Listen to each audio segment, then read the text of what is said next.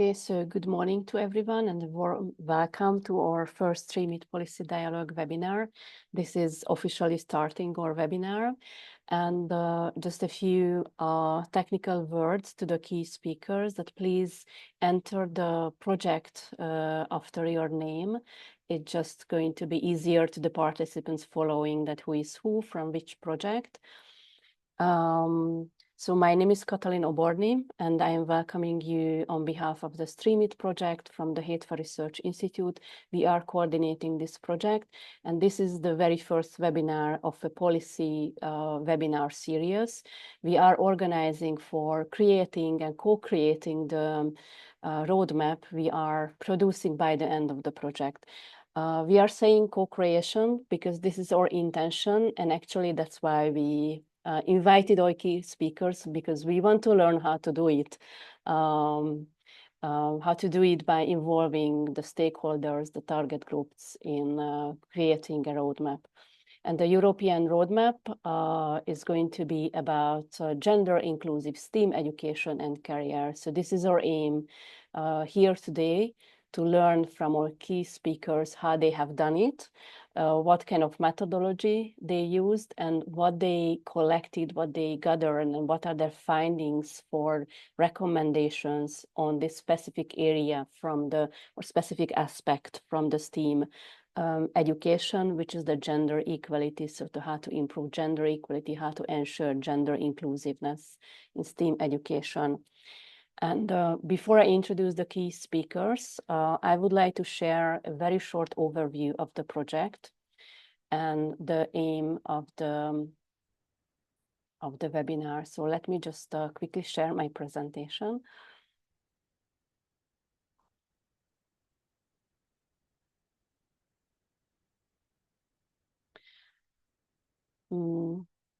So first of all, a few words about the 𝗏𝗏 project. The 𝗏𝗏 project is a Horizon Europe project. We started last year, January, and it's quite a large project involving 20 partners and 1 affiliated partners from 19 countries. And we are all working on promoting gender equality in STEM education. And one of our main goal is to find out how to empower those who are underrepresented groups within the STEM education and career. And we are doing it through research, piloting educational activities, and supporting those who are supporting the underrepresented groups, so the teachers, the providers of STEM education. Within the project, we are piloting a workshop for teenage girls. We are working on creating inclusive activities in science centers and museums. And we are just at the very beginning of launching a mentoring program in 10 countries for university students and PhD students. We also had a research conducted in the first year of the project, and we are very glad to share our research results if anyone is interested in it. We were looking for what is the experience of those entered into STEM education and being women. And then we also wanted to learn about what is the perspective and what is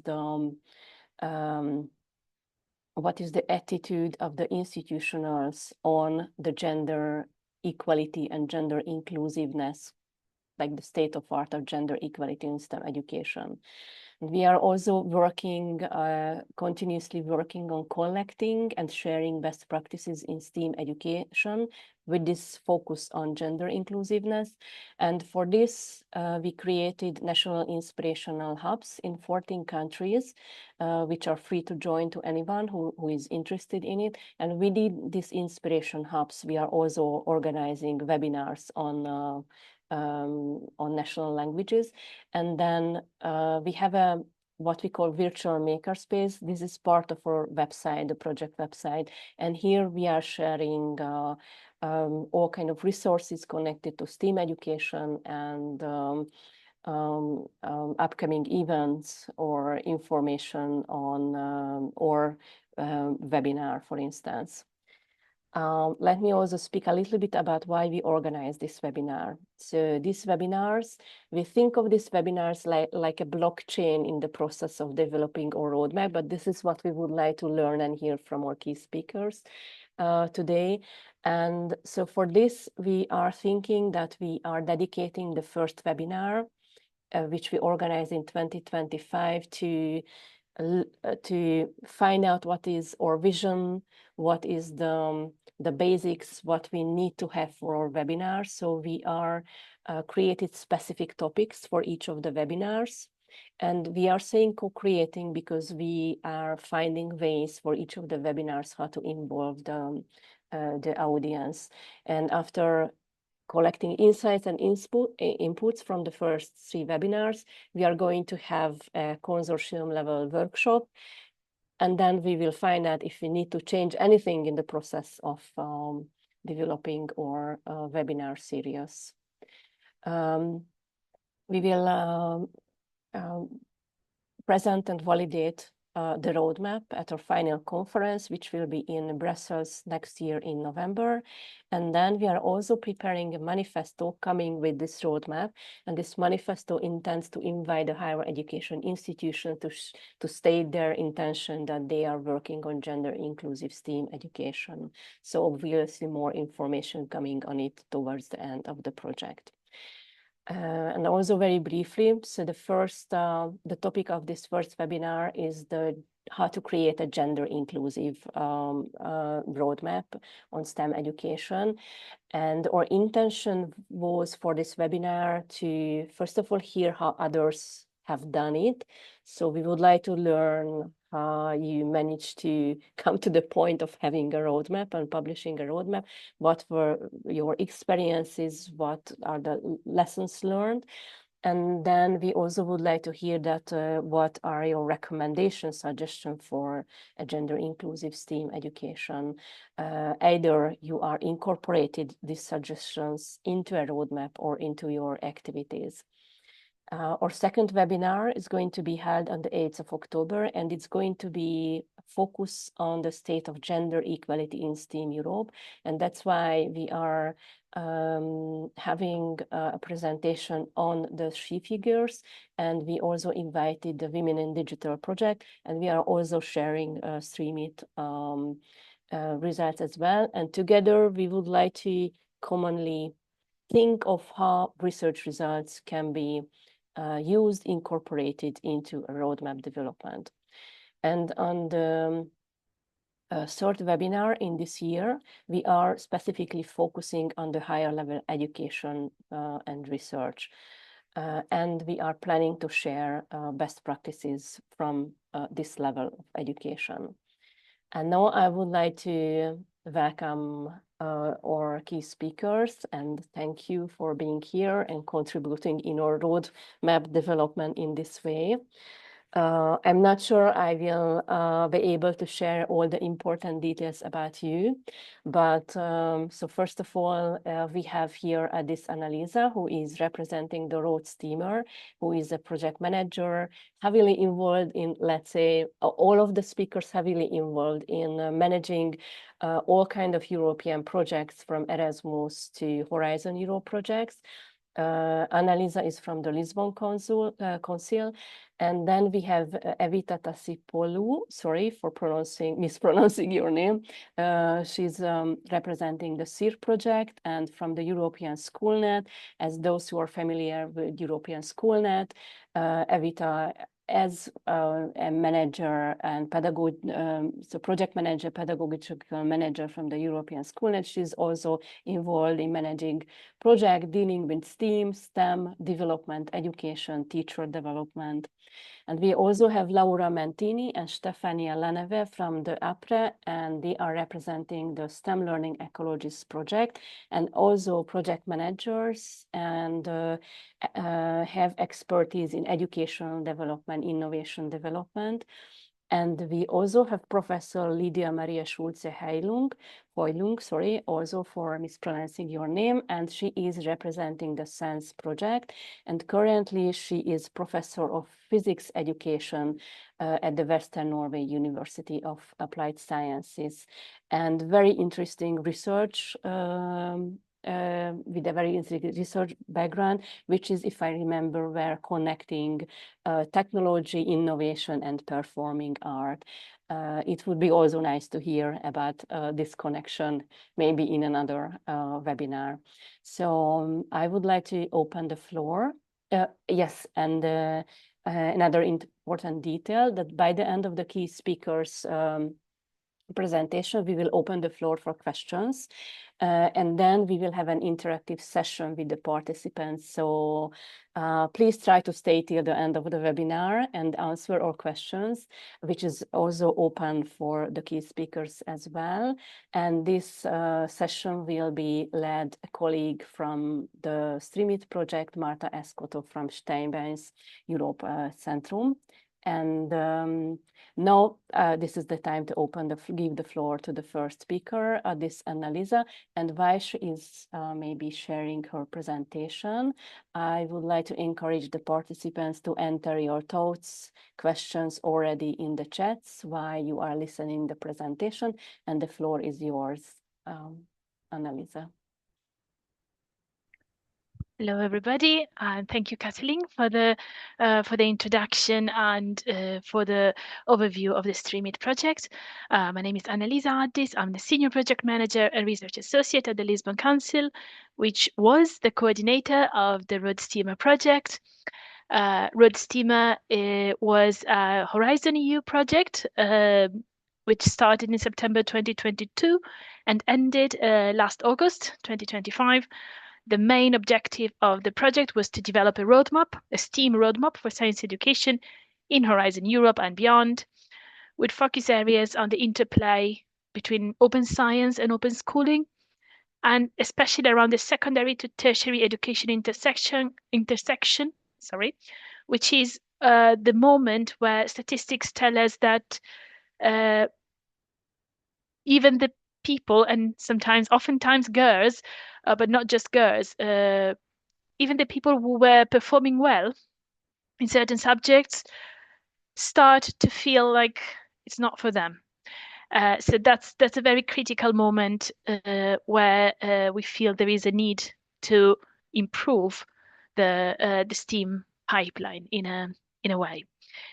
So that's the task we had when we started just over 3 years ago. And now I will tell you how it went. So this is an overview of the project consortium.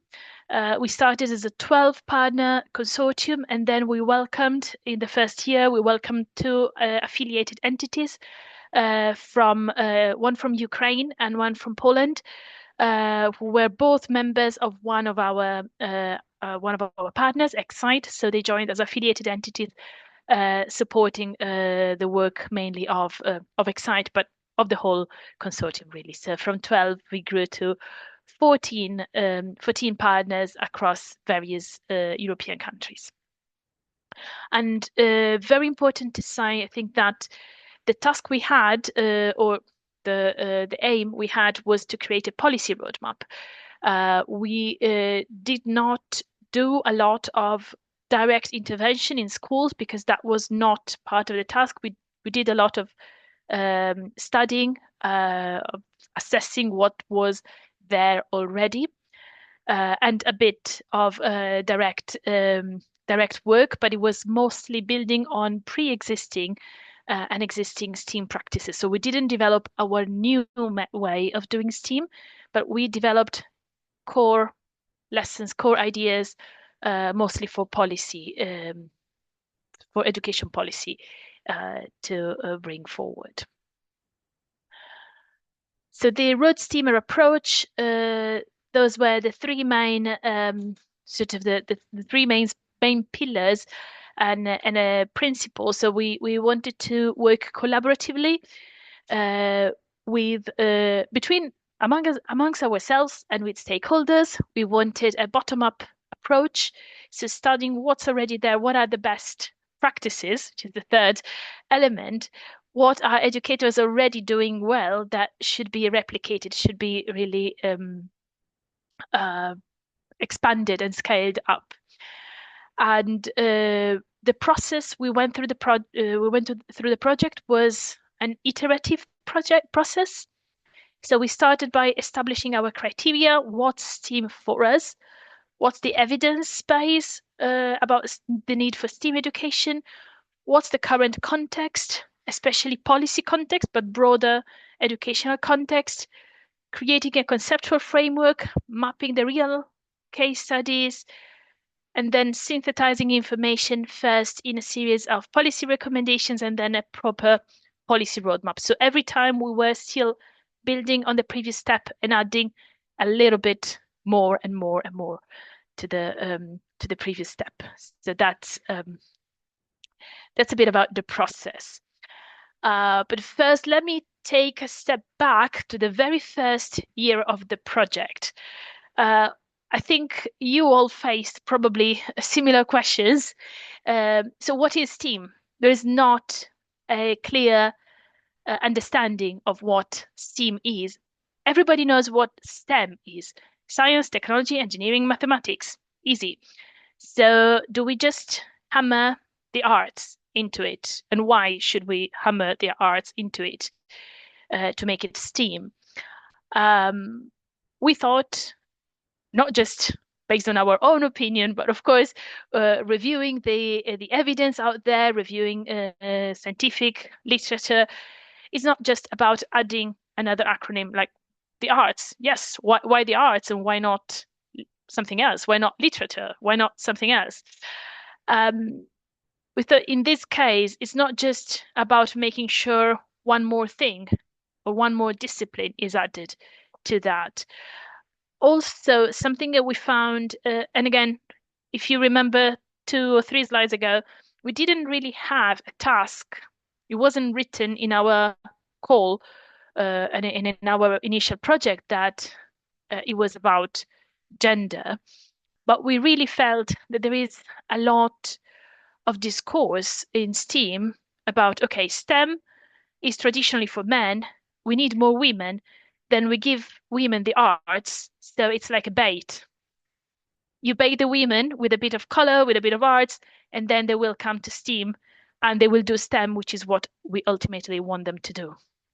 So we found these discourse patronizing and because we say that women don't like engineering or that women have to be attracted with the arts necessarily. Why not men? I'm sure there are brilliant men artists out there. So we felt we needed to counter this definition of arts is what you put into STEAM to have more women. Of course, there is a problem of women underrepresentation. We all know that. Not just of women underrepresentation, but also underrepresentation based on ethnic origin, migration background, socioeconomic conditions, disability status, and so on and so forth. So there are a lot of interconnecting exclusions from STEM and STEAM. It's not just women, but women are well, about half of the population. So it's very visible when women are not there. So we started our work by redefining our map of STEAM. So STEAM is not more, as you can see from this image, is not more about disciplines. Our criteria for STEAM are not disciplines, but are approaches. And we feel that they all need to be there, present in a STEAM activity in some way. Maybe not all present to the highest degree, but all of these will factor in any good, effective STEAM activity.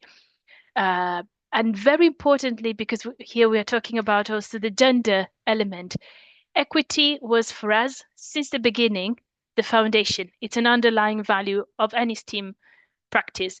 Equity both as a process, so the process, the learning activity, the STEAM learning activity has to be, has to promote equity among learners, but also as an outcome. have more equity as a result of engaging in this type of more equitable activities.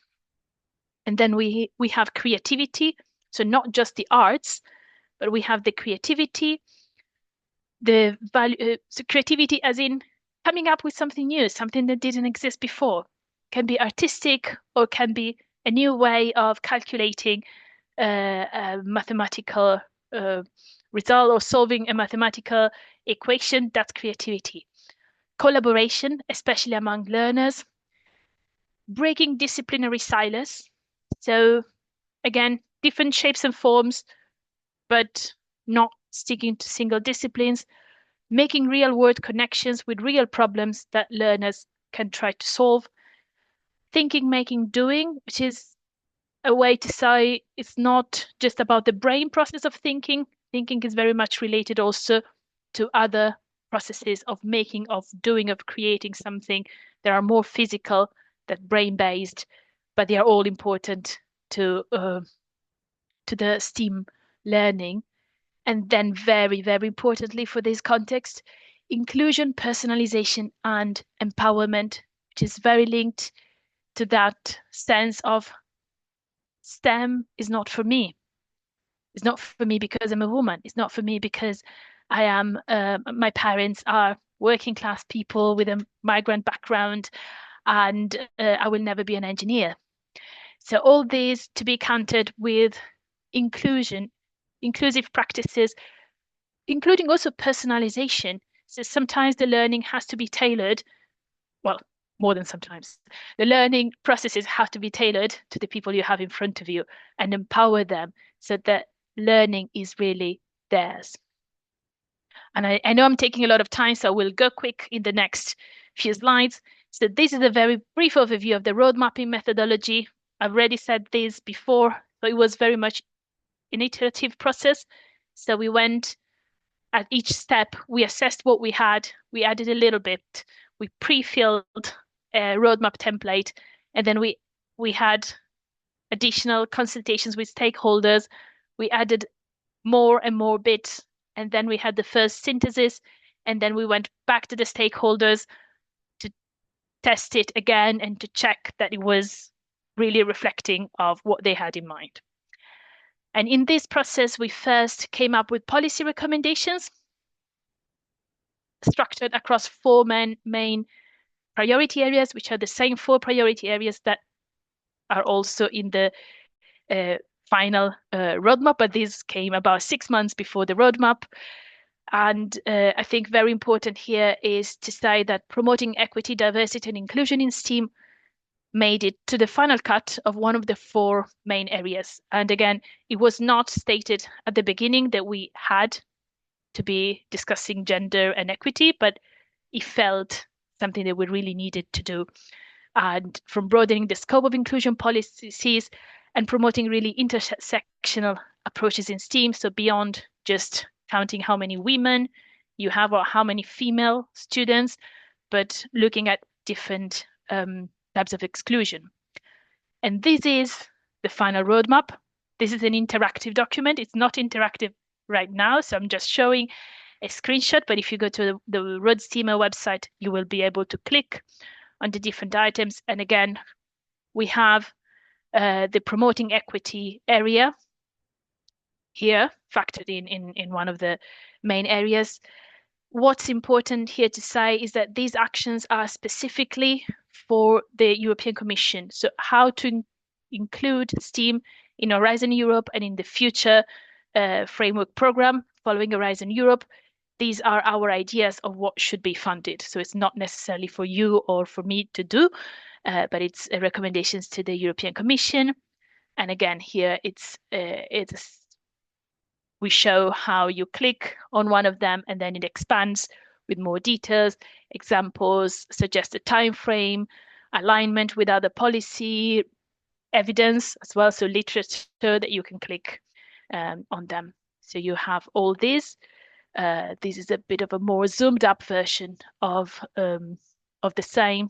So this is about studying effective levels of STEAM learning paradigms, supporting the needs of diverse learners to increase inclusivity, And here especially we were thinking about autistic people, people on the autistic spectrum, but not just them, of course, but being very inclusive.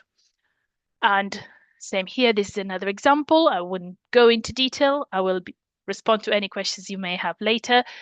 And just to say that we also reiterated this idea that equity should go beyond gender in our final policy brief, where we discussed what we felt that was lacking in the STEM education strategic plan, which is very much about having more women in certain disciplines, but we think equity should go beyond gender, beyond the head count of how many women we have, to really see what are we learning, what are those women learning, and what are we learning from them. And I will stop here. Thank you very much for your attention, and thanks, Katalin, for inviting us. Okay, thank you very much. You will have the chance to answer the questions later.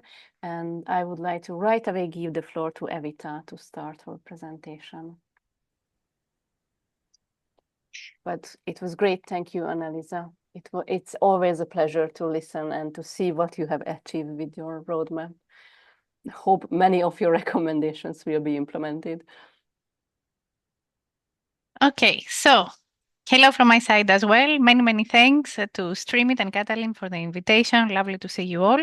So my name is 𝗬𝗏𝗁 𝗂𝗫𝗂, as you heard, from European Schoolnet. So in the next few minutes, I'm going to introduce you to the SEER roadmap, which has been created again under a Horizon project, similar timeline, the same call as Annalisa. So we all finished together at the end of August. A smaller consortium for us. So as you can see, just a few logos over there with partners from Belgium, from Cyprus, from Greece, Netherlands, Italy, and Germany. So this roadmap has been co-created as part of the SEER project, and it's focusing on the mainstreaming of STEAM education, but also STEAM careers across Europe. And we have also kept inclusivity in mind.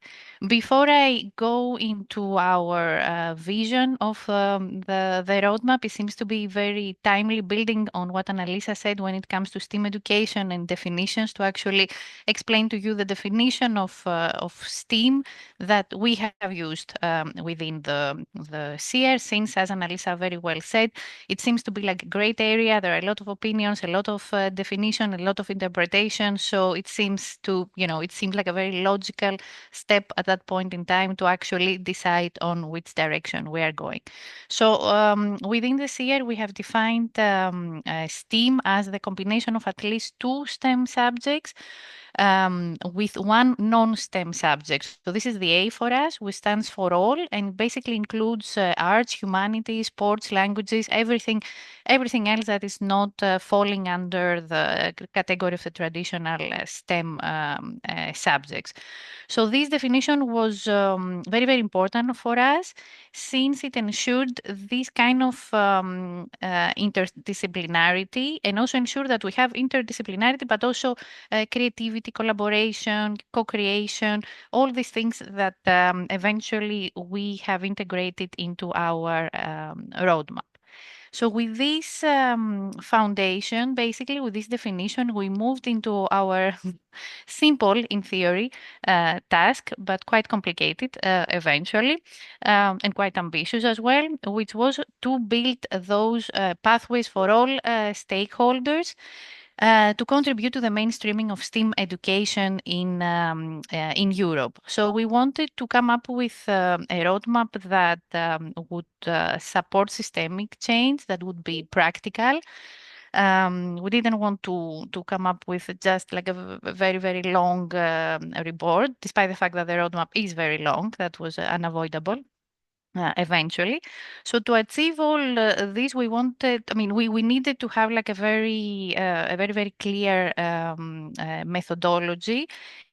And for this reason, we combined research but also consultation. So we started by mapping and analyzing what existed in terms of projects, initiatives, policies around STEM and STEAM education. We have analyzed more than 800 projects. We have conducted different surveys with many stakeholders, more than 800. Again, that seemed to be our number. And this process helped us identify needs and gaps that then we went into the consultation phase, so discussing with the different stakeholders after identifying like a set of topics of interest. And what we did with our stakeholders was to start clarifying our understanding to make sure that, you know, what we have understood was correct in terms of gaps and needs, but also starting the discussion when it comes to solutions and way forwards and possible recommendations. So all this has been put together. This mix gave us this community input, but also the evidence base that we needed. And sounds very simple. Everything has been combined in the SEER roadmap. So the results of this extensive work can be found so you have different ways of accessing it. So you have like the QR code there. You also have the link to the SEER page. So there you can find everything related to the SEER ecosystems, which includes different resources. So we have, of course, the roadmap that it's the biggest outcome, but also other interesting documents like the state of play of STEM education in Europe, the way we have followed it for 3 years. A document with an idea, a suggestion for a STEM education certification framework, and also the impact assessment mechanism, which is also to be found within the roadmap. So with this, we can move on to the roadmap itself. So here you can see how the roadmap can actually be used. So as you can see, it is designed for 4 main groups of stakeholders. So we have like policymakers, industry representatives, teacher trainers, and educational practitioners. And basically, on the right side, you can see how this journey within the roadmap can work for a stakeholder. So basically, you start from the essentials, where we explain the foundations of STEM education, we explain the different roles of who we are talking to, and we give you some information about the SEER methodology.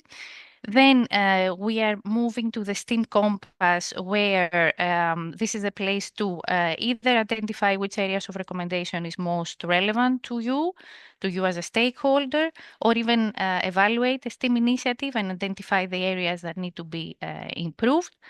And next, you move into the recommendations, where you can find both stakeholder-specific recommendation highlights, but also you can find information about the evidence and the research that went behind them. And in the end, we have this area where we share good examples, which is an actual exemplification, I would say, of the recommendation. So you can see different examples in different countries, different projects and all that, how these recommendations can be put or have been put into action, and also the impact that they can bring. So the idea is that each one of the stakeholders can choose their own path depending on their needs. So we don't expect people to follow all the steps, but they have the possibilities to jump around and move in the direction that it's more appropriate compared to their specific needs. One of the cross-cutting themes that we have in this recommendation is inclusivity. We're going to have a look at it, where gender equality also has like a central focus. So focusing a little bit on the recommendations. So these are organized around those 4 areas, as you can see. Then we have those 8 categories in orange that you have, which each one has concrete recommendations. And those recommendations, they cover policy and systemic transformation. So we have, like, of course, curriculum and assessment, teacher training, professional development, industry involvement, and of course, inclusivity. The way we're presenting our our recommendations is built around challenges that you can see. It's a little bit small over there, but it's worth having a look at it within the roadmap. So basically, each recommendation is introduced by a challenge, which challenge is something that came out from those consultations that we have with the different stakeholders. And then we are showing how each stakeholder can have an influence, what they need to do in order to help us overcome these challenges. What is very, very interesting, and of course, it's quite, let's say, fundamental as well, is the revelation that, of course, not one stakeholder can solve a problem, can help us overcome a challenge, and it becomes very, very clear that different stakeholders need to take different actions within an issue for actual systemic change to happen. And as you can see in the 𝗖𝗍 roadmap, so gender equality is indeed tackled within this like a broader cross-cutting theme of inclusivity that we are going to have a look at. So when we are talking about inclusivity within the roadmap, we are talking basically about responding to the diverse needs of every learner, and this is reflected in different places and in different types of recommendations. So here we just have some examples for you.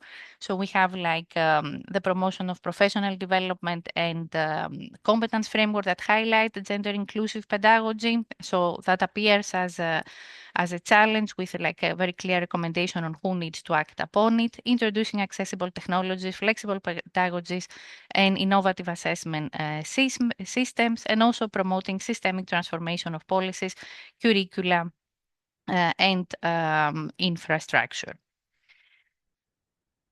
So when it comes to lesson learned, of course, all this long and exciting process has taught us a lot.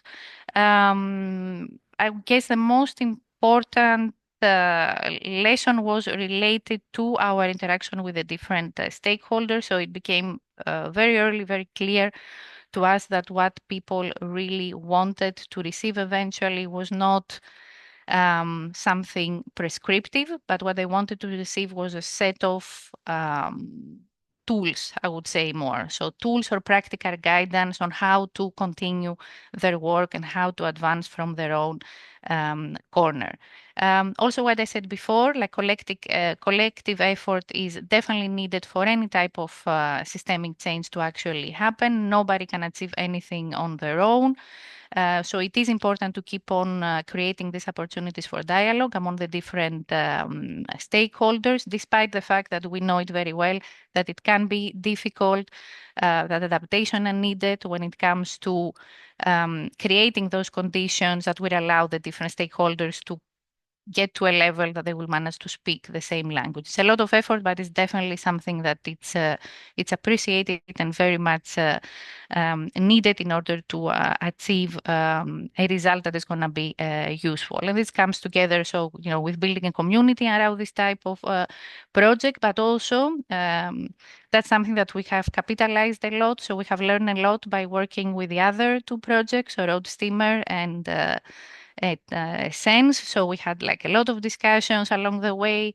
We kind of followed each other's evolution. We even organized a final event together. We even put our heads together and we have created like a common policy brief, something that that represent us all three. And I think that also gives a lot of richness, but also a lot of empowerment to the results of our projects. So that's about it from me, and I'm happy to contribute to the discussion later and answer any other questions you might have. Many, many thanks. Yeah, thank you very much. And I will give the floor right away to our next presentation because the time is running. So Laura and Stefania, the floor is yours. Thank you very much, Katalin. I will share my screen just one moment.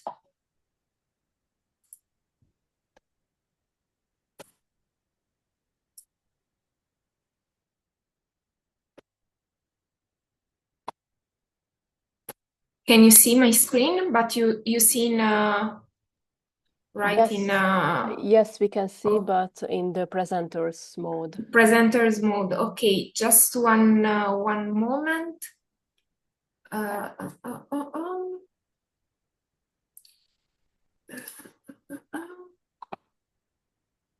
Let's try again because.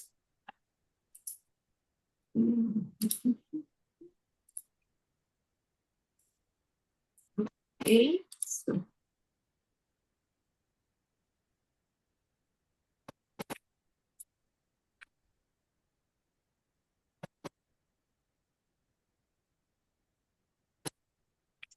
And now? It's the same. It's the same. Okay, Yes. so maybe you have to change something under the on your presenting screen, or maybe the three dots. Okay, let's try again. Or if you can open the presentation from your browser, maybe. Okay, let's try in this way, because now you see. Okay. No, it's the same. Maybe the three dots there, Steffi. I think where you have this small computer on the top, I think there you can choose which visualization you would like to have on the upper part. Here. Impostazione di. Okay. Where you have the small icon with the computer. The small icon with the computer. Down. No, it's down in the top. Okay, here, no.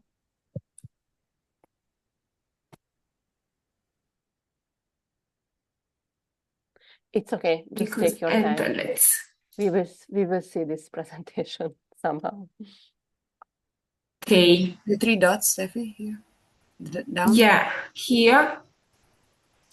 Here. Okay, perfect. Okay. So, okay, but you cannot see the presentation now. No. And now let's try. It's okay. You can. Okay, so I will try in this way. Yeah, if you leave it in this way, we can see it in this way. Yeah, okay, perfect. So sorry for this technical issue. And yeah, hello everyone, and thank you, Katalin, and the 𝗖𝗿 project for the invitation.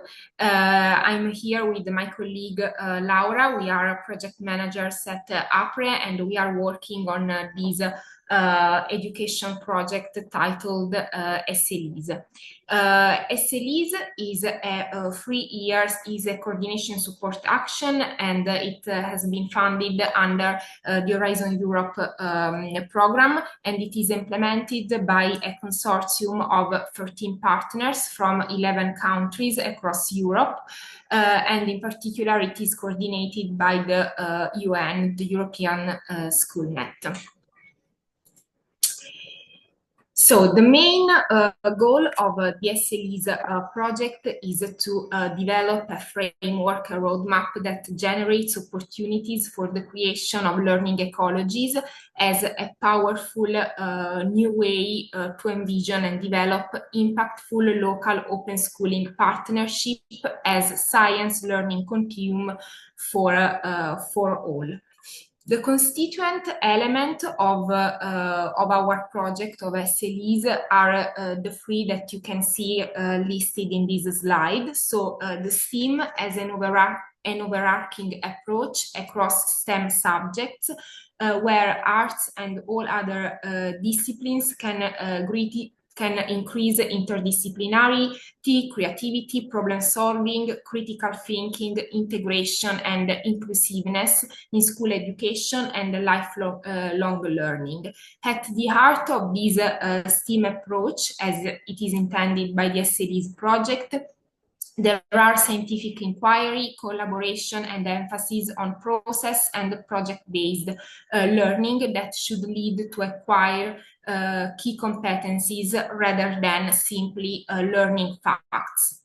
Then the open schooling environment, which is the main pillar of our project, and that promotes partnership between different societal actors and local community with a view to engaging them in the teaching and learning process, but also to promote education as part of local community development. In 𝗪𝗟𝗍, we define an open school as a school that adopts the following characteristics, in particular a school that welcomes and encourages collaboration with non-formal, informal, and formal education providers, initiatives, parents, and local communities to ensure the engagement of all societal actors.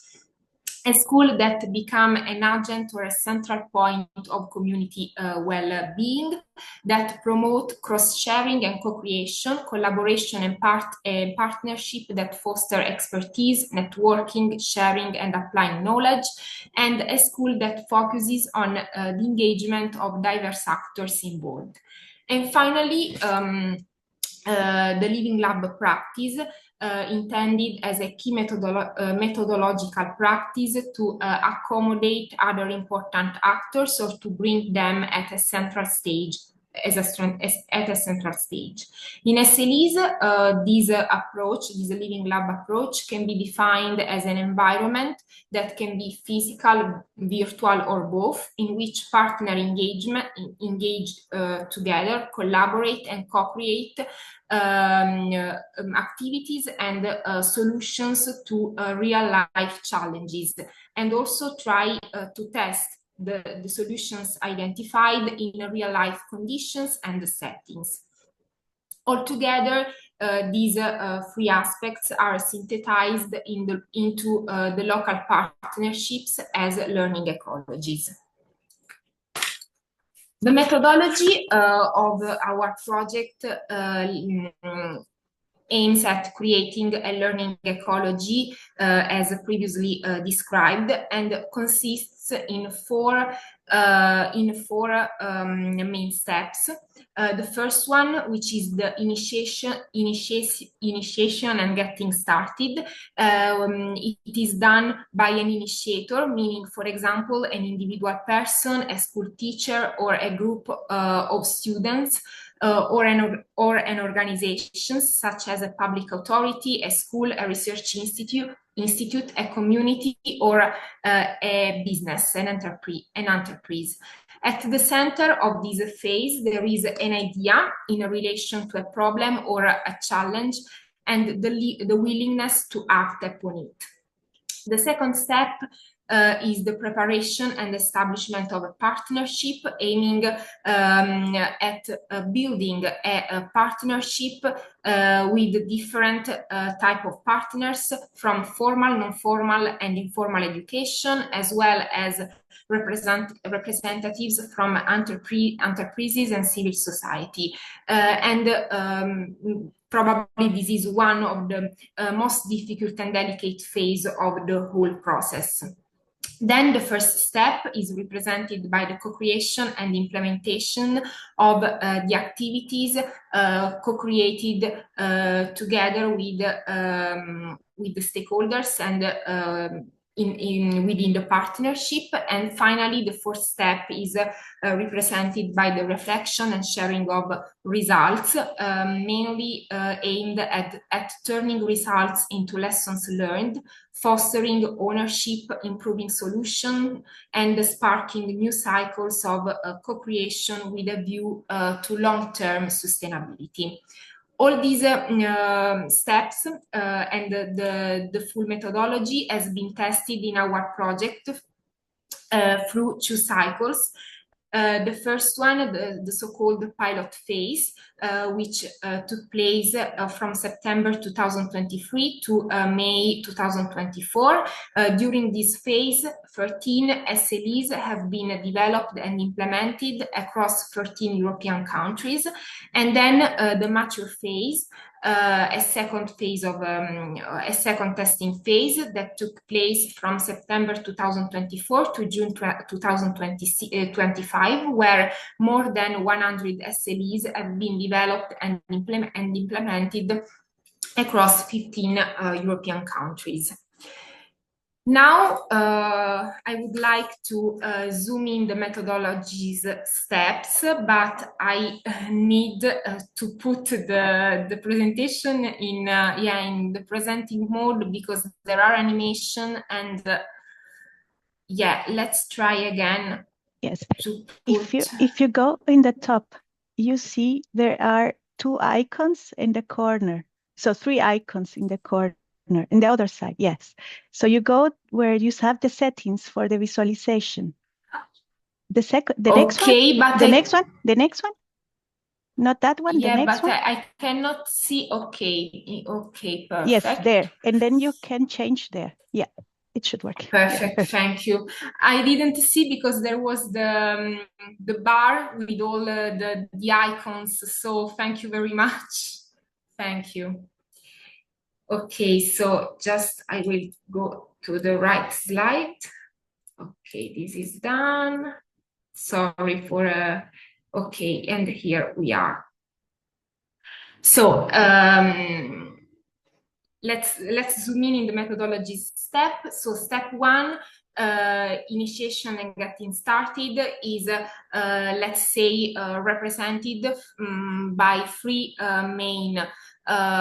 main sub-actions, which is the problem idea and identification with learners, the curriculum, integration of all activities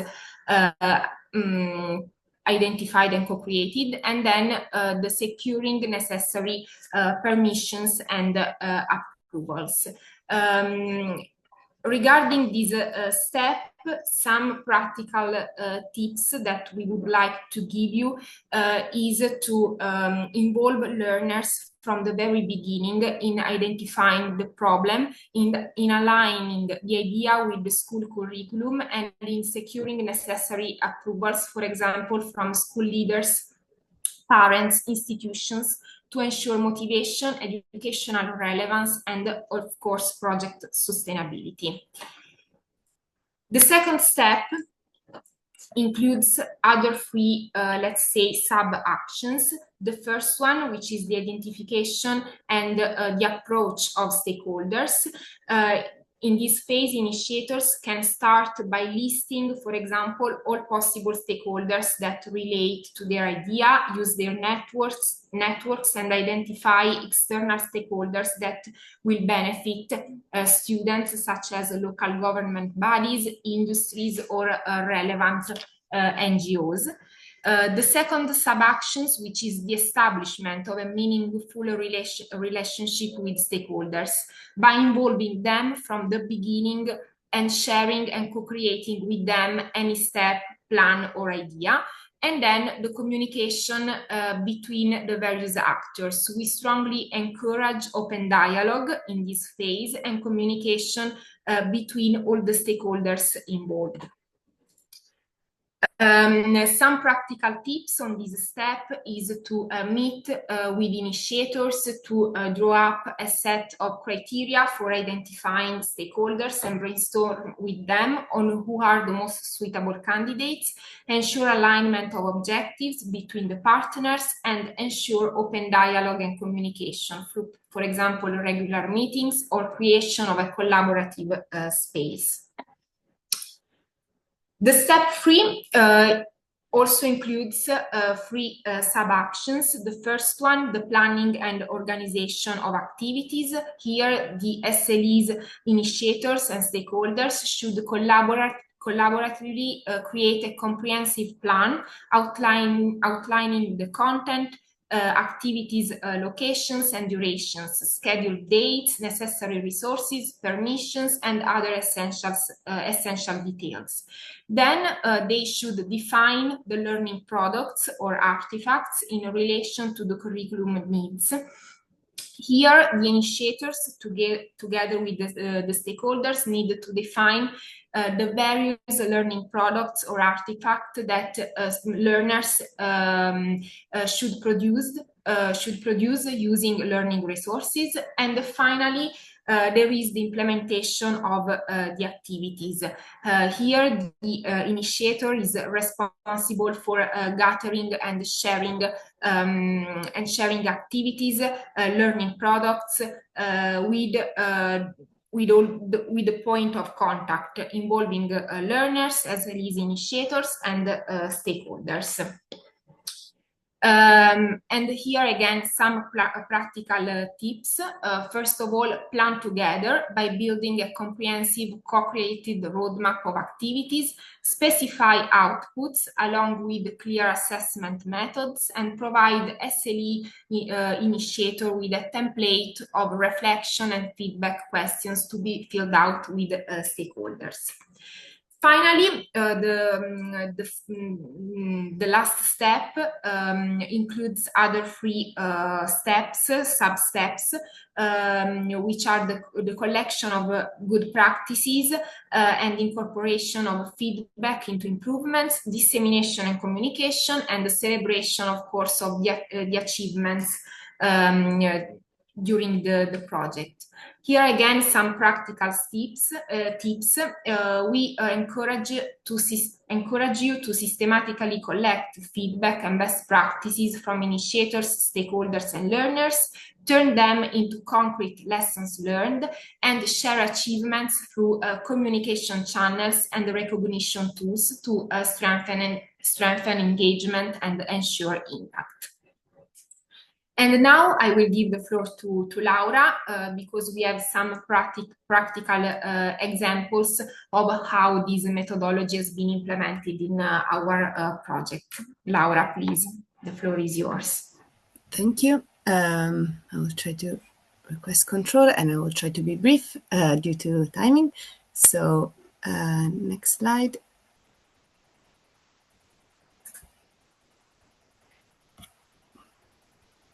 Okay, so what we have achieved and what we have done in SLEs was implementing a total of more than 100 SLE pilot projects in 15 countries in all Europe. These pilot projects implementing the methodology that Stefania has presented you included and engaged a wide range of very different stakeholders from diverse fields. So from the scientific academic community to public administrations to NGOs, CSOs, industry representatives, with more than 4,000 students addressing very different topics. So from environmental awareness, arts, technology, health, and STEM career orientation, and applying a very co-design, as we said, living lab and STEAM integrated, let's say, inclusive principle. Next slide. So how did we address gender and inclusivity in the project? So as we said, the gender gap stands out as a persistent challenge, with women significantly underrepresented in different STEM fields. And through SLE, we had the chance to tackle this gap through the approach that we implemented. So through a problem-based learning focus of SLE, but also the involvement of the community itself, of learners in the co-creation of activities, and the alignment, of course, also of strategy that aligned with engagement of girls in STEM careers. So it was tackled as a cross-cutting issue and theme across all different stages. So from the design phase of these pilot projects to their implementation, to their evaluation.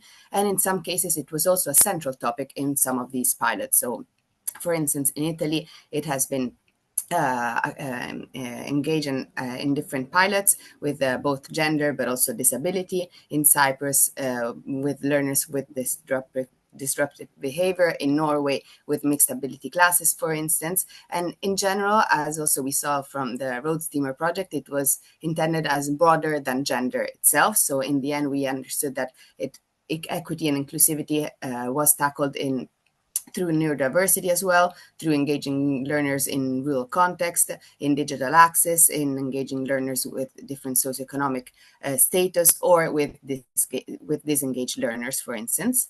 And also we saw from the implementation, but also from all the policy, let's say, analysis and mapping that we did, that still gaps remain. So for instance, a gender inclusive let's say, framework and aspect is not included yet in different policy national frameworks. Also that teachers still lack the training, the tools, the awareness of how to bring such topic in classrooms, and also that they're still missing a gender disaggregated monitoring of activities in all of different, let's say, pilot projects. So next slide. There's here an example of one pilot project that included, let's say, gender in its activities. So their aim was to deconstruct gender stereotypes in science careers, but also linking inclusivity to the green transition. So what this pilot did was to involve national industry female committees, universities, training partnerships, and CSO. And together what was done was to have different class discussions on female role models that have contributed to STEAM careers and areas, but also implementing field activity, company visits, meeting students with female entrepreneurs and school doctors, for instance, and they co-created different outputs through creative workshops, such as digital booklets on STEAM careers in the present and in the future, but also an educational game on a first female doctor in Europe, or sustainable artwork that really represented female role models. Next slide. Another example was from Serbia, where this pilot project addressed recycling and reuse through innovative technologies, such as 3D printing, with municipalities, but also an NGO. And together they designed products, a 3D model, and they saw that this highly encouraged female participation. There was also mentorship from women professionals. And also in this pilot project, girls heavily engaged in activities that were traditionally seen as male-dominated. And they were drivers of innovation and creative solution, therefore boosting also their confidence in such subjects. And also importantly, there was a strong interdisciplinary approach. So science and technology here was closely related and connected to softer skills such as communication, arts, and social engagement. Next slide. Here you can see different tools and strategies that the different pilot projects adopted when addressing inclusivity and gender overall. So the adoption of flexible and modular activities, so that here the pace of activities was adapted to diverse learners. Also, there was a lot of creative documentation, so the utilization of storytelling or maps, theater, videos, for instance, and this engaged multiple different learning styles. As I mentioned, the utilization of role models, so positive role models, but also teaching materials that included female scientists or in general diverse figures. And also the recognition and visibility of such contributions through exhibitions showcasing such products in the end of the pilot implementation. And in general, also addressing socially meaningful topics and hands-on activities that what we saw is that they boost the engagement of all students in general. So finally, some, next slide, please. Let's say key aspects that we want to address in terms of recommendations that come both from the implementation and both from, I was saying, a policy, let's say, analysis. All of this will be part of our policy briefs, which we will present next 23rd of October. So we had 3 policy briefs in our project, and now we're in the phase of finalizing the last one. So in terms of gender equity, inclusiveness, and diversity in overall, what we want to highlight here is the need to have inclusive partnerships. So partnerships that actually ensure diversity, gender balance in how they are composed, in their role models, and the learning activities that they propose to learners. Also, the utilization of role models again, so highlighting female scientists, teachers, professionals as positive role models that inspire learners, but also activities that break stereotypes, so that promote collaboration, that they value skills and competencies, but also developing topics formats that appeal, of course, to both girls and boys. Strengthening diversity, so showcasing varied perspectives that build an inclusive environment and challenge the unconscious bias of traditional norms, both in students and also in teachers. The utilization of co-creation methods, as living labs, for instance, that give students all equal voice and visibility, but also designing these gender equality and inclusive principles from the start, from the beginning of your project, not just as an add-on in the implementation, and using real-world challenges, socially meaningful topics that, as we saw, engage marginalized learners and female strongly, and investing also in teacher training, peer networks on such approaches. Last slide is recommendations for a development of such an approach in general. So as I was mentioning, utilizing an inclusive approach overall. So activities should be built to attract and involve teachers, learners, and stakeholders across disciplines, experiences, but also gender, ability, geography. So intending, as we said before, also equity more open than just gender. Also ensuring multidisciplinarity, interdisciplinarity approaches, the flexibility and modularity of activities that should be adapted to diverse learning needs and contexts, and the replicability of such approach that can be transferred to other countries. And finally, as I was saying, emphasizing experiential hands-on practices and also developing monitoring tools that are able to track participation and outcomes, and finally inform policy actions. So this is it from our side. Thank you for your attention, and we're happy to receive your questions. Thank you very much. It was already a lot, and we still have one more presentation. I will be very interested how you involve the parents in all your work, but maybe this is a question we can speak later. But now I would like to ask Lydia to start her presentation. And in the meantime, the participants, please enter your question under the Q&A tab or in the chat if you have any. So please, Lydia, if you are ready, start your presentation. Hi, Katalin, everybody else. Thanks very much for the invitation. And the SENSE roadmap is the third in a row, together with the roadmaps that Annalisa and Evita presented. But because we've been sitting here for now over an hour, I would like you to please stand up and take the opportunity to just shake your hands and relax your legs. If you like, switch the video off, stretch your arms and yawn, because what are presentations good for if we are all already asleep? I take you through this very quickly, and please reach out and contact me if you have any further questions. And I will also take you through a very limited, very narrow selection of what we did in the SENSE project. Can you see my screen? Yes, okay, great. Screen, yes. Starting point for the SENSE roadmap was to foreground SENSE experience and to combine this also with first-person inquiry. I'm going to present some of our empirical results. I'm not showing you this part because it would take too long. We also wanted to enable dialogical feedback to not only engage people in science activities in a cognitive fashion, but also in linguistic and aesthetic modalities. Most importantly, slow things down, allow for making sense, allow for connecting to local conditions and local questions and relevance. From a science education perspective, we identified that there is a strong need to address a number of interconnected areas of concerns. Basically, the three key aspects are that in education, very often, in science education, very often, the model has taken over and we assume that the model is more real than the messy reality. So that's what we wanted to change by allowing sensory and phenomenological experiences to come in first place. We wanted to replace the laboratory, the synthetical, with the natural. And we wanted to start with direct first-hand experience instead of schemata.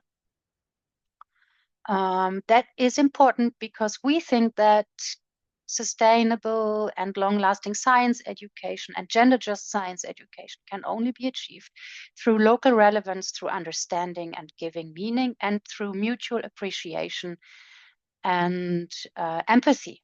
Because education is not a machine. That is, we should not forget this. We develop so much because we think we need to have things under control and we need to know the outcome. We have to stop this because it's an illusion. And the project we did, and because we think that local relevance is really important, we wanted to stretch over the whole of Europe, from Spain to Georgia and from Norway to Greece. And we work with industries, education experts, museums, science centers, architects, and so on and so on. Maybe for this situation here that we worked with the Women Engaged for a Common Future, an NGO, eco-feminist NGO, might be of interest for you. We engaged with the general public, with schools, museums, and so on through living labs. And these are a couple of our numbers. And we, among other things, we ran a questionnaire in order to serve the traditional presentation of evidence. So you can see that across all age spans, interest and well-being was rated rather high, whereas boredom, and this is a science education program, yeah, whereas boredom was rated rather low across all ages. And we have the same among female and male participants. We only had one participant that identified themselves as non-binary. So statistically, we kept this person out. So also here you can see that interest and well-being among females and males is almost equally high, no significant difference. Same for boredom. So what did we do? Let's have a look at some interesting things. For example, we hunted shadows. We experimented creating shadows with different light sources, with different materials. And you can see here that these are situations the participants created themselves. We also worked with living labs to facilitate community engagement. These images come from the Musée du Louvre in France. We worked with mapping heat chronicles, but with socioeconomically disadvantaged groups in Barcelona. We did gardening in the UK and in Norway, and we had a lot of community actions in Monza in Italy.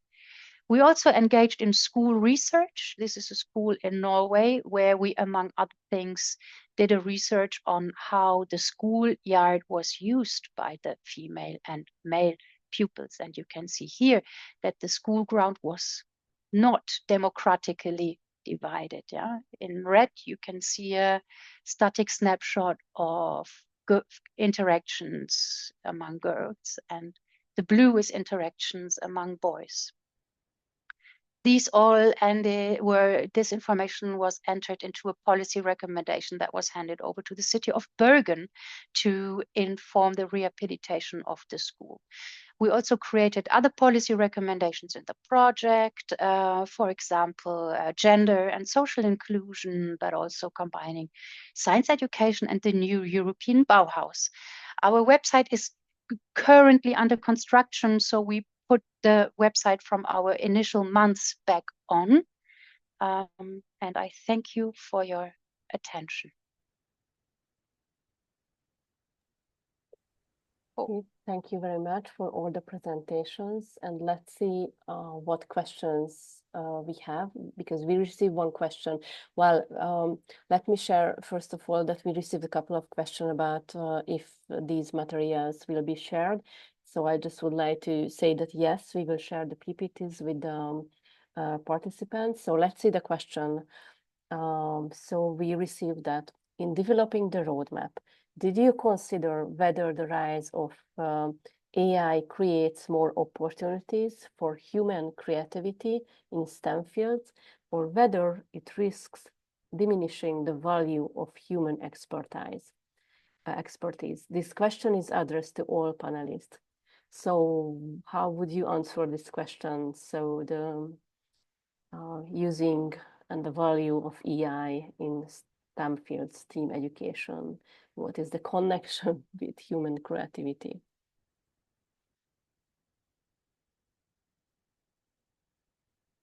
Whoever would like to answer this question. Or if you have, yeah, Annalisa, your hand It's already up. I can try, but then I'm also very eager to hear what others have in mind. Just to say that, well, we didn't address exactly that question, so we didn't decided to study if AI creates more or less opportunities for human creativity. But what we thought is that we cannot ignore that this is happening. So at the very minimum, we need to create awareness of the tools that exist. We cannot simply tell, especially educators, to pretend these tools don't exist when we know that a lot of learners are using them. So at the very minimum, educators should be aware. And in some cases, we also discuss how to change. And this was a very welcome discussion, how to change the way student assessments happen. We should have probably, this discussion is definitely not new. So this is a discussion that was a long time in the making, but the fact that now many learners have AI tools available makes it even more urgent to rethink how we are assessing their knowledge, because to be honest, no teacher wants to assess what ChatGPT or Gemini or whatever knows in about a certain subject. So it's even more important to create learning activities where you can see what the learners are learning without having to interrogate them afterwards. So shift the paradigm completely. But at the same time, we also have some recommendations about studying what AI will change in the world of education, because we cannot ignore it. Yes, sure. And yeah, and I think it's also connected really strongly with gender equality, because first of all, the teachers, not all, okay, I cannot say the level, but they are not knowing what the students are learning through AI. And the gender stereotypes and discrimination can be, of course, easily like strengthened with AI tools. So lots of connection. Laura, you can be the next one to answer or contribute to the answer. Yeah, thanks. To this huge area. Yeah, so what we saw is that some pilot projects did actually utilize digital tools, technology, and something that we that they recommend in general is to utilize easily accessible, let's say, tools, and this in general increments, let's say, access, equity, opportunities for all. So trying to make sure that they are easy and accessible to all. But also some did actually also utilize artificial intelligence to co-create with students' outputs. And in this case, I would say that they actually did increment creativity in this utilization. Let's say one very concrete example was the video making of awareness campaigns, videos and short movies made by students utilizing artificial intelligence on the topic of marine and water, let's say, awareness raising. So very, let's say, entertaining and engaging images, stories came out from students through the, let's say, guidance of teachers and experts and the utilization of artificial intelligence. So in this concrete example, that was in Spain, but also we have some concrete ones in Norway as well. This kind of utilization for, let's say, concrete and creative outputs was definitely a way to enhance also, I would say, creativity. And I can also put in the chat the link to the project where you can access and have a look at the very different, let's say, pilot projects, and some of them actually did focus on the topics of digitalization and technology. So yeah, you can have a look at them. Okay, thank you very much. I am happy that you had this answer, because we can see that it's using AI. It's really like a context dependent tool. Evita, please continue.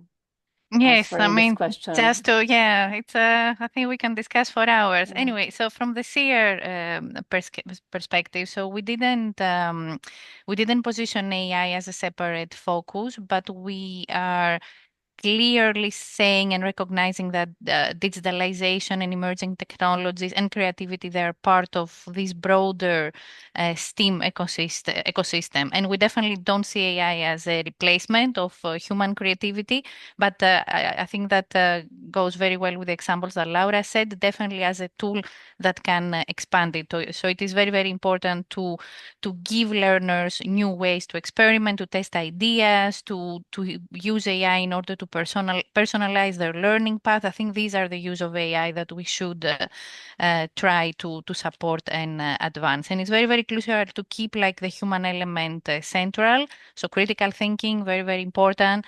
All these ethical aspects that there's a lot of discussion around, we shouldn't forget them. And this is why in our recommendations as well, we emphasize a lot professional development, flexible pedagogies, all these different competence frameworks in order to make sure that the teachers and learners will be in a position to use AI as this supportive tool, as a tool that is there to support human creativity, definitely not to replace it. Thank you. Yes, exactly. So yes, we can agree this is the next huge area we have to address through education. Let's see, because what questions, because we received you received other questions. So I think, and it can, like anyone can answer to the next question. So during the roadmap development process, how did you navigate negotiations involving government bodies and the education sector, which I add this one, could be very interesting, I think, in case of some of the countries. So given their different perspectives and priorities, what challenges did you face in decision making?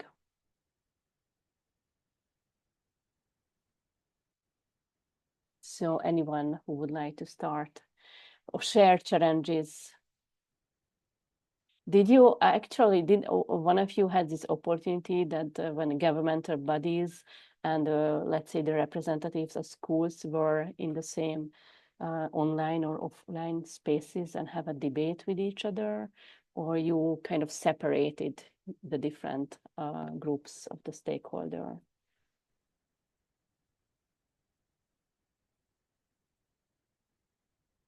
Annalisa, yeah. Please, okay, go so first of all, we didn't, as you were asking, we tended to separate the different type of audiences, so we didn't really have them in the same space. Also, we didn't, because our focus of our project was European level, we didn't interact too much with national governments, but more with EU policymakers. And because the approach was bottom up, we actually consulted with educators first, and then we sort of summarized the key asks coming from the education and research sector, and we distilled those into policy recommendations for policymakers. There wasn't a lot of negotiation in the sense that we are the negotiation should start now in a way. So we presented our recommendations, we discussed them in order. We couldn't ask anything that was completely unthinkable or too out of the of a certain organization's responsibility area. But so that was the discussion with policymakers. But then we presented the evidence from our consultations, mostly with educators and researchers, and then it will be their turn to bring them forward. And we try to make them as sort of as digestible for them as possible. So saying, okay, these falls into the realm of Erasmus. So you could think of financing Erasmus projects with this content.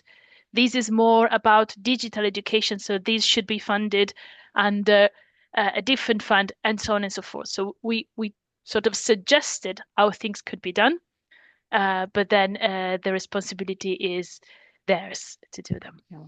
Yeah. Okay. Yes. Thank you. And Lydia, please go ahead. Oh, unfortunately, we can't hear you. Can you hear me now? Yeah, we can hear you now.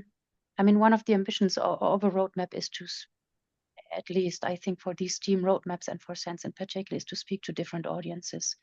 So challenges in decision making, from my perspective, surely is that trying to hear all voices and all perspectives, to kind of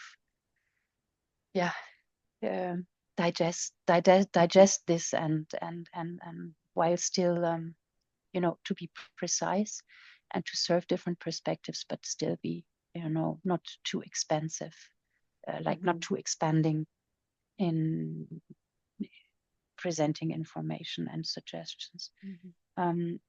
So I don't really see that we had a challenge in making decisions. We were invited, for example, by the government of Serbia, Norway, and Scotland to inform their education reforms, and were welcomed with open arms. So. Well, what I am hearing for what you are saying, and also from Annalisa said, is that you anyway try to be realistic, I mean, with your recommendations. So maybe that helped to avoid any, like, I don't know, misunderstanding or like challenges or disagreement between the different stakeholders. Evita, would you like to continue? Sure, I can. I mean, I can try to add a little bit to what was already said. So yeah, so definitely a challenge. That I mean, there is a gap between schools and ministries of education. We see as European School, and we are working with ministries. We are a network of ministries of education, so we have this opportunity to be in dialogue with them. We also had this opportunity to share certain things with them and bring some representatives in some of our consultations. But we see that sometimes there are the schools that they are ready for innovation, they are ready to move forward, they're ready to adapt like innovative approaches and pedagogies, and then sometimes we see that the ministries, they're moving a little bit more slowly because they need to ensure that certain frameworks are in place and standards and these policy alignments and all these kind of things. So in this year for us, like the way forward is definitely to create these two-way communication. So make sure that the schools get the opportunity to share their innovation, their work, the results of their work and evidence with the ministries. This is what we are trying to do as well. These are the type of good practices that as European Schoolnet we bring to our ministries, so that the ministries can understand their impact based on the evidence that has been collected, and then they can provide the frameworks and the conditions that are needed. And this is something that we also stress a lot in the roadmap, this need for coordinating across policy, curriculum, professional development, and infrastructure. I think there is not like one simple answer, that we need this kind of communication and coordination. So cooperation, again, as I was saying before, needs to be systemic and needs to be built in it whatever we do, not project by project, needs to be the umbrella. Thank you. Yeah, thank you very much. For instance, when reading your roadmaps, what I am looking for is what you are saying about, for instance, the leadership level involvement, because this is, I find, hard, what to communicate them and what to ask them, what to address, how to address their role in it. I just want to share that we are coming close to the end of the webinar, and you received a bunch of questions, and many of the questions are addressing of your activities, results, how to join your activities, if you have any impact assessment connected to your work. And I would say that I will share these questions with the key speakers, and they will have the opportunity, if they have time and effort for this, to answer.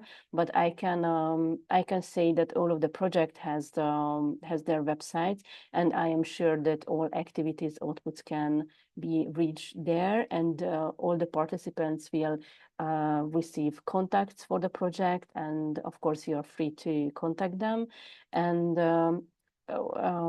before we, so this is kind of the end of the webinar. So those who have to leave, we would like to thank you for the participation, but those who have time, please stay because we will have some more interactive part for you. But before I give the floor, sorry, to Marta, there was one interesting question, and this is also my question, and maybe this question goes to Stefania or Laura, that there is a question about involving students. So do we understand well that you were involving students in creating your recommendation? And if you have, that how did you do, or just if you can share just a very little experience on it. So it would be great to involve them actually in the co-creation of policy recommendations, but we, let's say, did not arrive to that. We have recommendations based on, let's say, also their experiences as well. So it was more gathering their input, their feedback. We collected feedback, not let's say mandatory from the project, because this wasn't, let's say, planned from the beginning, but many pilot projects actually decided to do so, to gather feedback from students related to their involvement, to their experience, their engagement. So how much they were actually involved in the activities, which ones they liked best or not. And this was very creative. So it was done through interviews, through short videos. So we kind of, it was more of a bottom-up, let's say, experience that we managed to gather, but not from, let's say, from the beginning. But it would be an idea, I would say, maybe with students from secondary schools and from high schools, maybe in co-developing with them, maybe also recommendations and kind of highlighting their active involvement in that as well. That would be, I think, a nice idea. But for now, no. Very good idea. It was more the involvement at the, let's say, activity level, and the let's say the feedback and inputs after the end of the activities as well. Okay, thank you. And now I give the floor to Marta, and we will ask for your help and recommendation for our roadmap. Yeah, so good afternoon. I'm not sure if some of the participants will be leaving, so we have prepared some very, very short sort of survey or polls that we would like to, where we would like to get some very, very fast feedback from the participants related to some important topics for us, and also from your side, from the key speakers. I will share my screen, and I hope you all will be able to see it. It should be working now. Yes, it's working. So it will be hard for me to see if someone has a question, but of course, from the side of the speakers, if you would like to also raise your voices and not only answer to these questions using these polls, so please just feel free to do it. So the idea is, before we wrap up with this or finalize this short session, where we have heard a lot about great experiences and lessons learned and process that where our projects, these projects were experiencing. So we would like to listen a bit from your side, and would like you to join this Slido that we have prepared. So please, if you have your mobile phones there, and if not, I would like to ask Danesh if he can share the link to the poll in the chat, if it's possible. And if not, then I will try to do it myself, because I have many slides, many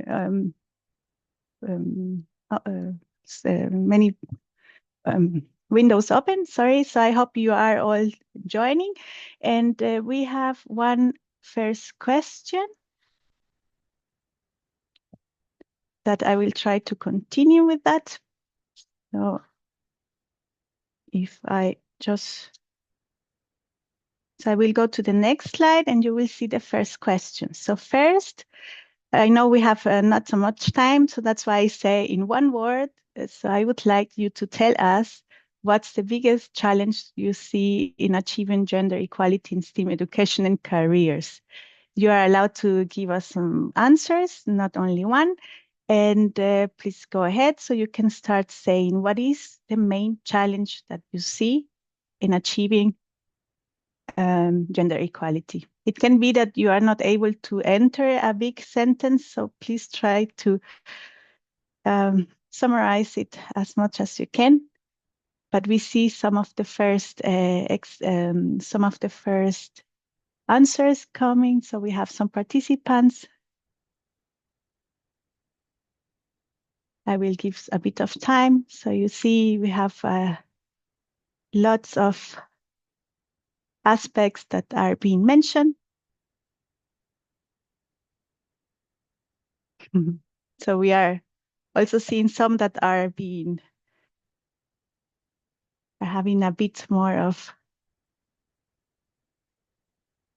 importance here. As you said, they are mentioned several times. And I would like to invite our key speakers, if you would like to comment on what we are seeing right now here, if you also agree with these biggest challenges, or if you would like to highlight one of them that it's for you the main one that we have to tackle in order to achieve this goal of gender equality in STEAM education and careers. I cannot see you all. That's why I would like Katalin to help me to see if someone would like to I don't see any hands, but I can contribute with saying that we can see from this answer that yes, a systematic intervention is needed. Yes, definitely. So we still have one participant join, but we will go to the next one. So as you see here, so there are some are repeating, but I will come to the next one, which is more related to our development of our roadmap. So we would like to see which of these aspects that you are going to be shown are the most important for you. Some of you have already mentioned some of the main lessons that you have learned, and I would like just to summarize this here. You will see a list of 4 aspects, and you have to rank them in order of importance. So the one that you choose first is the most important, and the other one, it's going to be the last one is the less important for you. And of course, if any of the key speakers would like to highlight one of these aspects, we have heard them all during the presentations, but please feel welcome to say some words about it. And we can see here that maybe one of the most important parts that has been mentioned also, and that we have also included in our plan in our webinars, are the strong stakeholder engagement. So this is something that we also plan to do with during our webinars. And I see Annalisa would like to say some words. Maybe there is another aspect. No. Just to say that I mean, it was a very difficult choice, because I think you nailed all of them are extremely important, really. So if you can manage to do all of them, that would be best for you. But yeah, it's they're really all essential. I would probably say stakeholder engagement is, I think it shows from the results, is a bit more important than the other very important things. And I don't know, Annalisa, if you could say which of the groups it's more difficult to approach, or so that we can maybe have some more efforts on this area. I think it really depends. For all of the groups, you have to make it appealing to them. And what makes it appealing to one group can be very different to what makes it appealing to a different group. So we were expecting more difficulties in engaging with policymakers, but in the end, it wasn't as difficult as we feared at the beginning. Engaging, for instance, with students, as some of others have done, we had relatively limited. We had some engagement with students, but not more in the early phases of the project. and that requires also a very different set of skills and set of activities that you can plan to have. You cannot ask students to validate your roadmap in the same way as you can ask a policymaker. So definitely, adapting to different audiences will be needed. Yeah. So, and then we have one last question, so which is related to a set of principles that has been identified by the European Commission during a public consultation and a series of workshops end of 2022. These are some so-called emerging principles that are meant to guide a roadmap towards gender inclusivity in STEAM education and careers. And these are these 5 that you find here. They are listed here, and we would also like to try to rank them in this session. If it's possible, maybe we come to the same conclusion that it's not so easy to do that. But we have the first one, which is equality and inclusion, which is at the end of the day fostering gender balance and diversity in decision making and leadership as one of the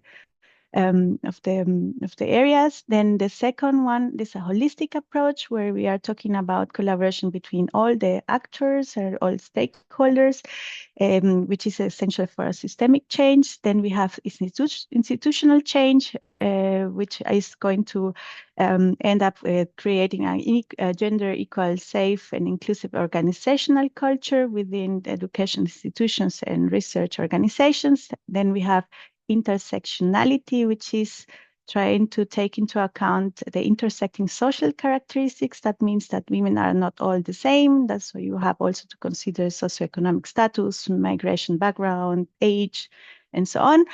And then we have this number 5, which is interdisciplinary STEAM approach, which has been mentioned also many times. Then it will be the same procedure, and let's see if we have a winner here or if we go again to the same answer as that we have before. So I would appreciate if you it should be open now for voting. So I would appreciate if you could also include your answers here. And I thought we were going to have a winner. Let's see if in this case we have a winner.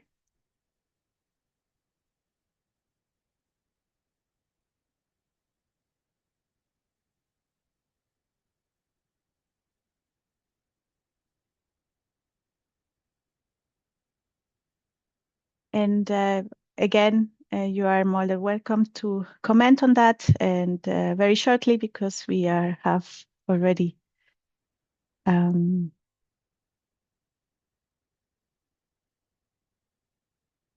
now I don't know if one of the speakers would like to comment on these answers, and if not, maybe Katalin, just wrapping up with this last question. Yes, so with a closing statement, I just would like to say that, as we can see, these are all interdependent principles. So these are going to be, I think, really, I wouldn't say difficult, but so these are the principles we definitely have to use for our roadmap, and maybe we do not have to rank them. But so, I mean, it's an interesting thing to try to rank them, but it seems that we have to find another way to connect them. Yes, and also very important, if you would like to mention today any other principle that you see that needs to be considered. That's the last one. If you would like to, if you would like to write some words, just simply. Or something that you think it's very important as a principle that we need to consider in a roadmap for gender inclusivity in STEAM and careers and education, more than ranking the principles, but maybe adding something else that is missing and not included in this list.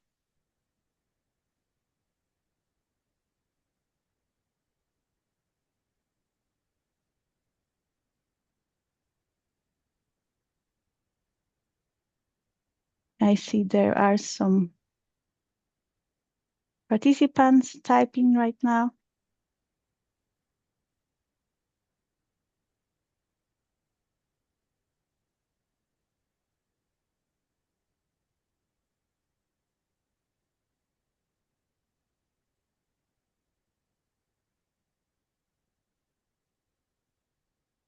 So we will give some minutes for that so that we can see.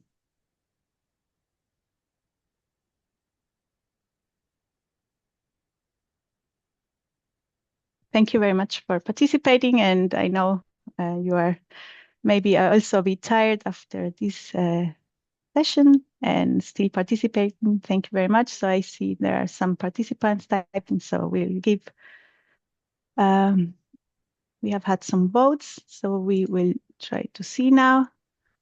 So we see here some interesting aspects that has to be also need to be considered. So the stereotypes, social justice, empowerment, awareness, hands-on practices, funding.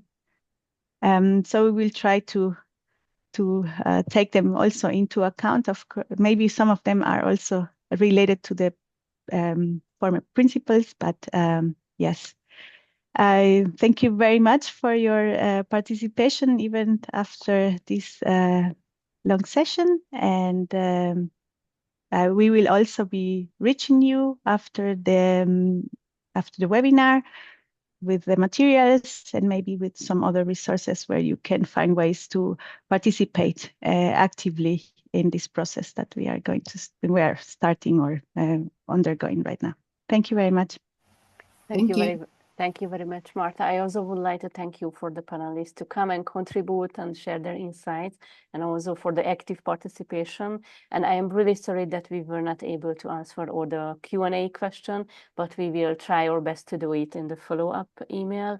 And just two technical things to share by the end of the webinar is that when you are leaving the webinar, you will receive an evaluation survey. Please help us with completing this survey. And then other information I would like to share is that we are going to have our next webinar on the 8th of October, and we will also share the registration link. So thank you for coming, and have a nice day to all of you.